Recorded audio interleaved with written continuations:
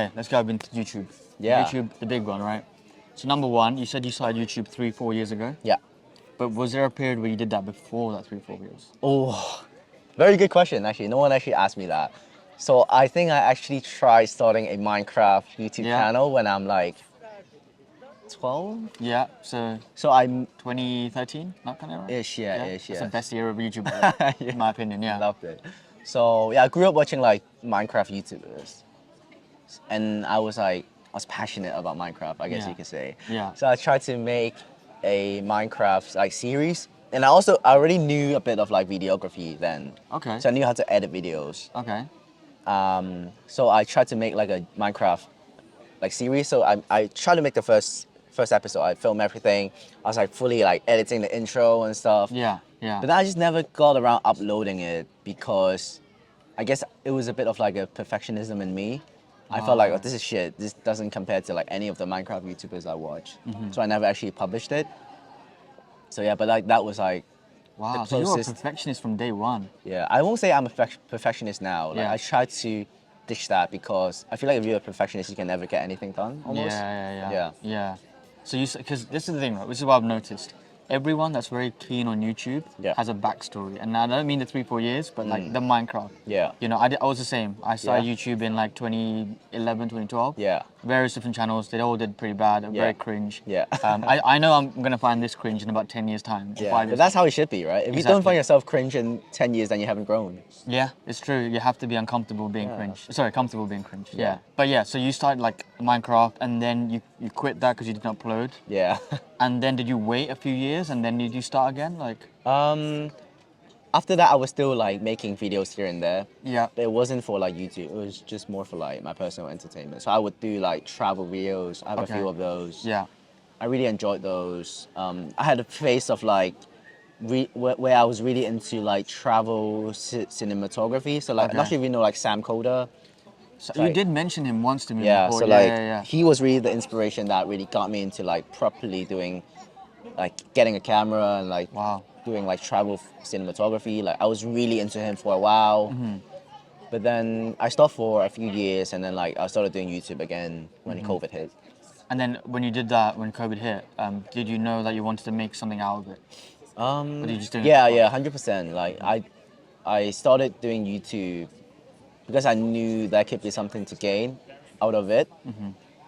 I mean, first of all, I really always wanted to be like a YouTuber. Like I always wanted to like share my life inside, document my life, connect with people. Yeah. I think that's just really cool. So I always wanted to do that. But also like externally, I knew that YouTube can be a really cool side project on my CV when I apply for consulting. Really? Because no one's gonna have like, oh, I'm a YouTuber on their CV. Everyone's gonna. Wait, really? Like you think that? Yeah. Because I'm always scared of doing that, so I never put it on. I think like the top companies. Yeah. They'll see it as a pro, because that's what they like. They like diversity. They like inclusion. They also like people that's like a bit entrepreneurial. Even most of these big companies, when you get in there, you realize they're not entrepreneurial, but they want to see that on your profile. Yeah. So I was like, okay, if I can have this. So you put it on your profile? Yeah, on my CV. I'm like, content creator, and I put like numbers to like back myself as well. And I think that sort of like helped me get to some interviews almost. Yeah. Wow, okay, damn, that's pretty. I always thought like, so as a company, like it's a risk because like what, you're kind of exposing, I don't know, insights or like something like that. I just thought they would have thought it's a bit of a, but I didn't know that was that's pretty cool. Yeah. Okay, so yeah, you've done YouTube, like you've been doing it for like 3-4 years now, pretty like on it, because I had a look at your channel as well, so you started very different content. Oh yeah, 100%. Even your current channel, right? Yeah. So like when you first uploaded it, it's more like a bit more vlog, like face, like kind of what I miss doing in a way. Yeah. Sit down talk, right?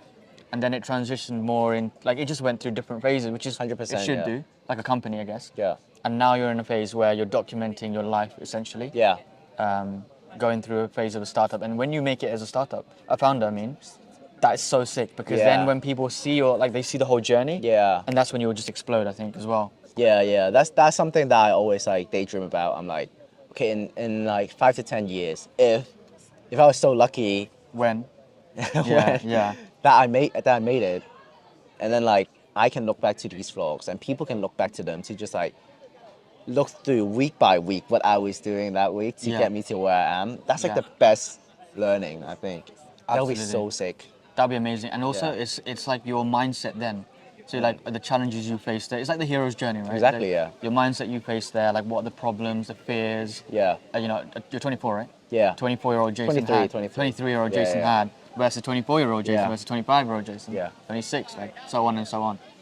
So that is pretty. That's like documenting your life, and that's one thing I always try and tell people to do. But not everyone wants to do YouTube. That's another big thing. Yeah. Like not everyone. Yeah. Like I only really know 2 people, and one of them is you. The other person's not really doing YouTube anymore. Yeah. So how do you like explain to people like this is what I do and connect with people in that sense, or do you not say it at all?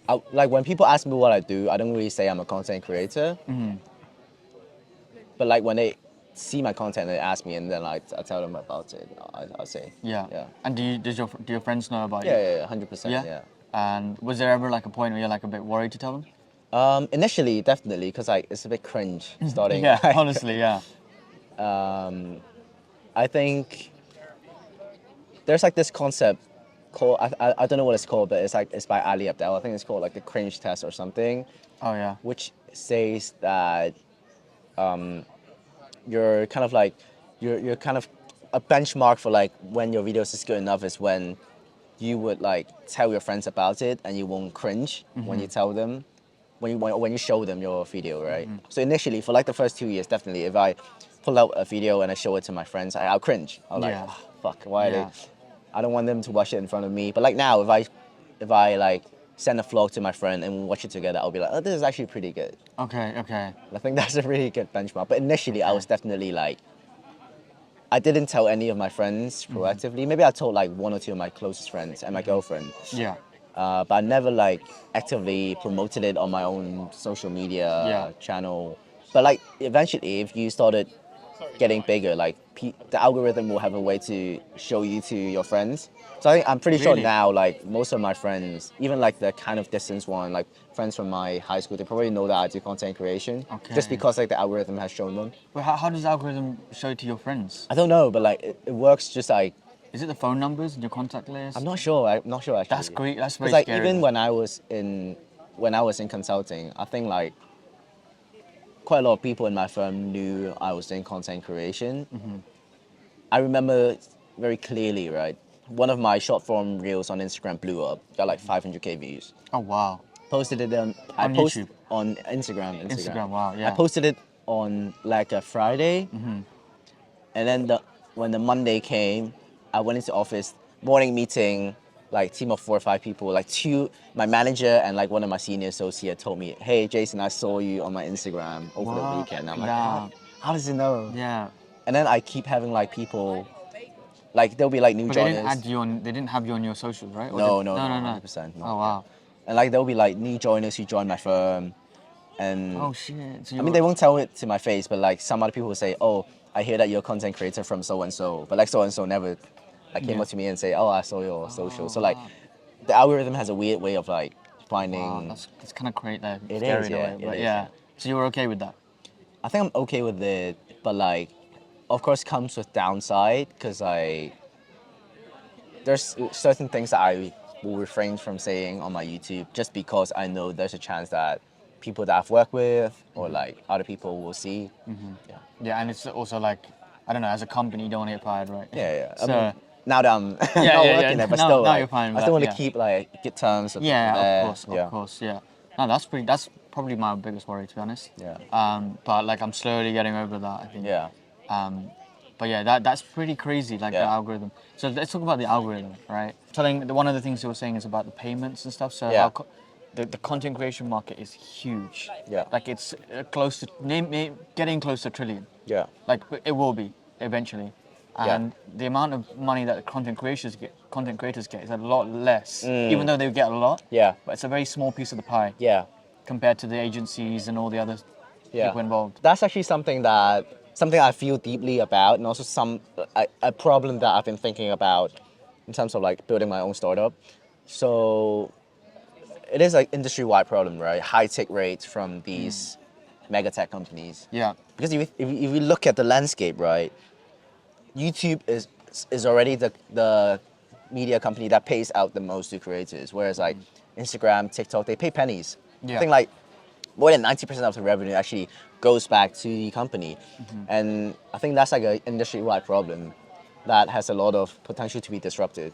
Yes, and actually one of the things that aside for payment, YouTube is facing they're not doing too well, but they want to do really well. Is like the TikTok model, because TikTok are pushing smaller creators a lot more into the homepage and into the Yeah. For You page and stuff. So like their ability to be like exponential growth is a lot higher than being Yeah. on YouTube, and it's largely down to shorts, to be honest. Yeah. But now that YouTube, I don't know if you've noticed, but if you go on your homepage, you Yeah. always see one small Yeah, creator yeah, get the 100%. spot, and that's because they're trying to push that now, that Yeah, narrative. that's really interesting.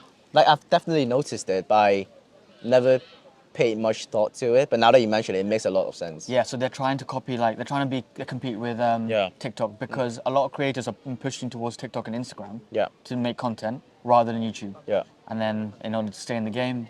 Yeah. So actually, smaller creators like us, we actually are in a pretty okay time, in the sense like we're not in the era where Mr. Beast was first popping off, Yeah. where it's like you have to have retention. It's not about that anymore necessarily. We're phasing out.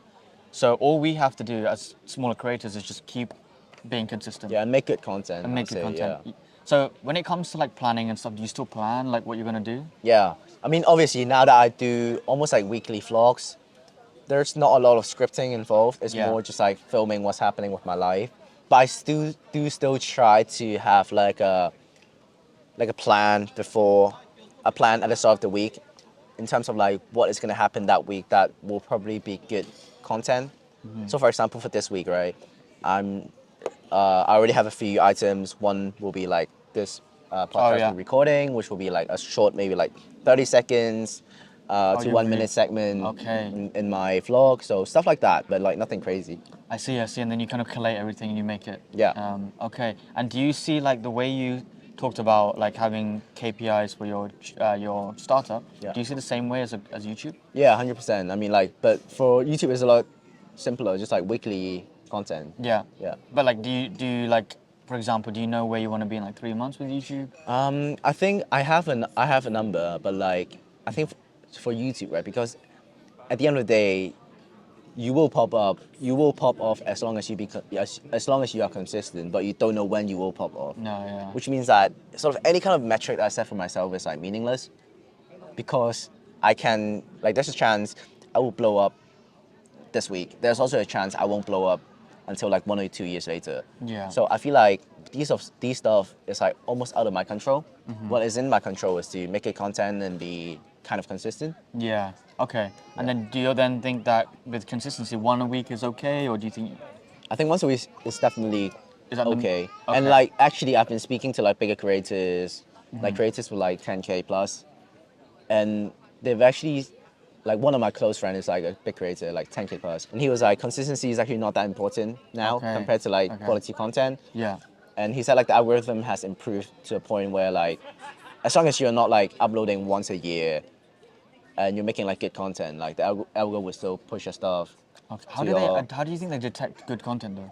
The algorithm. I think it is just like people that click into it and high retention, really. Oh, it's just simply that. Yeah, I don't think there's like, I think the obsession with like algorithm is a bit, sometimes it is a bit unnecessary. I feel like if you make really, really good content, like it's gonna pop off. Yeah, that's true. Actually, that's true. And then, what's your thoughts on like building an audience like organically and Yeah. like rather than, you know, you might have to sacrifice a bit of quality, but when you have loads of people buy into like the Ali Abdal's phrase about 1,000 true fans or Yeah, something. yeah. What's your thoughts on that? Yeah, I feel like it is also a trade-off, right? Because every video you can choose to either tailor it to new audience that is seeing you for the first time, or tailor it to more loyal fans that's been following for a while. Yeah. And I think that's always a trade-off. Like, do you want to, again, tell people who you are, introduce yourself for like the 10th time for the new viewer, for the loyal viewer, or do you want to like do that for the new viewer, right? I think there's definitely trade-off, but in terms of like concrete actions that I'm taking right now, just making sure that I'm engaging with like the comment section. I'm not taking sponsorships that doesn't align with my value, that kind of Yeah. stuff. Yeah. And Yeah. would you be open to sponsorships then? Yeah, 100%. You But they would. have to be like aligned with what I'm working on. They can't Yeah. just be some like random brand. Yeah. Like let's say like a hairbrush. Like something random. Hairbrush might be helpful. Actually, Yeah. fair enough. Maybe not the best example. But yeah, I know what you mean. I know what Yeah. you mean. Okay, that's pretty cool. And so with YouTube, would you say you're taking it seriously, or would you say like as seriously as your startup? That's a really good question. I will say I'm definitely taking it seriously, but I'm not sure if I'm taking it as seriously as my startup. Yeah, that's a really good question actually. But I'm definitely like not just like it's not just a hobby. I'll say. Yeah. Okay. Yeah, because you're basically doing two startups. Kind of, but like I'll say that my YouTube has already. I've done YouTube long enough now that it's almost like a bit more automated. I know exactly what I need to do. I don't need to Okay. put as much thought into it. It's more just like execute. Yeah. Whereas I'm like still in the very early stage with my startup. Yeah. And that's like there's a mental model that explains how you can take on multiple projects at the same time, right? So imagine Okay. like a plane that's taking off. Most of the energy required is actually in the initial phase where they're like ramping up. And once it takes off, there's not a lot of energy required. And how you can take a multiple project is not to have two planes that starts at the same time, but actually have one plane that's ramping up, takes off, and then you start the second project where your first project is kind of already automated. Okay. If that makes sense. Yeah. Okay. Yeah. And then you can divert all the energy into the Yeah, you other can one to dive ramp up. more energy into the second project where it I needs ramping see. up because your first project's already on the air. Is that you sent me a post about that guy that created 12 startups in 1 year? Yeah. Is that what he did or how? Yeah, so he's like a bit different. His model is more like launching one almost like micro startup a month, launch it, so like build it really quickly, build it, validate it, launch it, and if there's like not a lot of like great feedback, then he just abandons it, build a second one. Oh wow. It's almost like building, just like winning by like building quantity. Oh, so okay, Yeah. until one hits up, pops up. Yeah, Again, yeah. it's like posting a YouTube video. Yeah, Until, and if that one pops off, then like he's still gonna build other stuff, but like he'll maintain that one in the background. Okay, I was gonna say, is one like once a month to do your startup? That's number one, pretty crazy. Yeah. And pretty cool. Yeah. But also, like, is that enough time? I think for what he is building, yes, because he's just building like really, like micro SaaS. He's Okay. like an indie hacker. Yeah. So he sells it off, or is that what he does? Oh no, he just like keeps it in the background. Oh right, okay. Yeah. So But like it's because autom- what he does is like really simple, so it doesn't need a lot of maintaining. Yeah. Okay, wow. Okay, that's pretty cool. All right, so like specific YouTube, let's like want to dive a little bit more into YouTube now. What's your kind of workflow with YouTube and startups as well? Like, how do you intertwine? Yeah. So I've experimented with a few different like working styles, but I think right now I'm just landed on like filming stuff as the day goes, and then editing on Thursday, posting on Friday. You edit one day before? Yeah. Wow. Okay. Because like most of the time, Yeah. ideally I would have time to edit every single day, but like with stuff like learning coding and actually building something, Yeah. like it is a lot harder to have the time and like have the time required, and also like the mental switching costs associated with like switching tasks to have time to do content as well on the same day as I'm Yeah. coding. Yeah. Okay. Oh man. Okay, that's pretty Yeah. cool. Like, yeah, that's interesting because I didn't know you could do it in one day. Like, Yeah. it's a lot of like work in one day, but Yeah. I guess you probably on that Thursday you don't do much startup work. But you probably do it in the morning. Yeah, Oh, okay. exactly. But like Thursday, definitely I'll prioritize like content. YouTube wise, like you're just basically churning until one video pops up, and then Yeah. you can, it's like the flight analogy. You just Yeah, said, and, right? but it's also like an infinite game. I'm not sure if you're familiar with the concept of an infinite game. An infinite game is something that you would do just for the sake of it, without an outcome. I think the perfect state for anyone to get into is like find an infinite game and just do it. Okay. Now, for someone that can be like building startups, for other people it can be like making content, or like some people like I don't know, like cutting hair. So for them, like cutting hair is an infinite game. They do it for the sake of because they love cutting people's hair, not because of the money that they make. And for me, I'm trying to make YouTube and content in general as into an infinite game. Infinite game. Trying to find a way where I can like enjoy it as much, enjoy it so much so that I don't actually need the numbers for me to keep going, but Yeah. just for the sake of I love documenting my journey. Yeah. Yeah. Okay. And then how do you find these concepts? These are pretty cool concepts. You just Yeah, I think they're just from like podcasts and books. Oh right, okay. The idea of infinite game probably from like Naval. Not sure if you've heard of Yeah, him. Ravikant. Yeah, Yeah, Naval yeah, Ravikant. yeah. He's pretty cool. Yeah. I've watched a few things, not much, but yeah, sounds pretty like intellectual and Yeah. knows what he's talking about. But so with YouTube, then like you treat it as like you just want to post and post and post. It's Yeah. not like necessarily your money grab at the moment. Yeah. But it can be in the future, you Yeah. never know. Yeah. Okay, no, that's pretty cool. Like, I think that's pretty much it, to be honest with you. Like, I just wanted to know your mindset around YouTube Yeah. and the struggles potentially as well. Like, because being a small content creator, I'm not gonna lie. Like, for me, this is my main thing, right? This is Yeah. what I want to do in the future. Yeah. Essentially, this is like my startup. So I put a lot of time every day.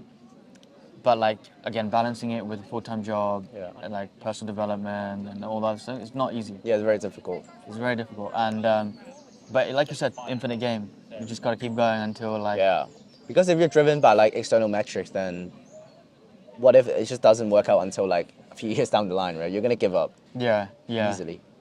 yeah, it's true.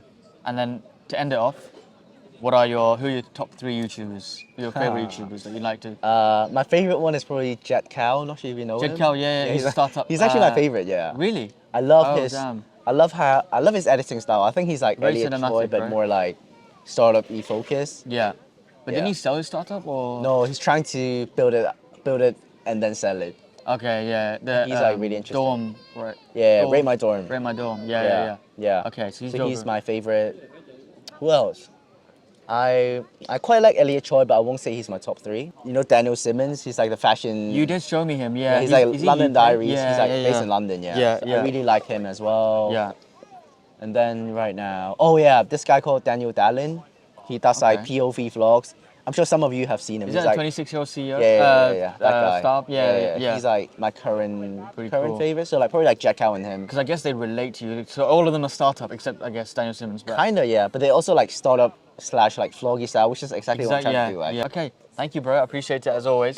This is a sick podcast. I'm not gonna Yeah, lie. and I love just like talking about these stuff with people Yeah, as well. yeah. No, honestly, I'll obviously link your stuff, so hit him up. Yeah. This will be in the diary and thing in a couple of weeks. Yeah, sounds good. And If you're schedule. based in London, slide into my DM. We can chat. Yeah, email's there anyway, right? Yeah, As yeah, well. yeah. So boom. Yeah.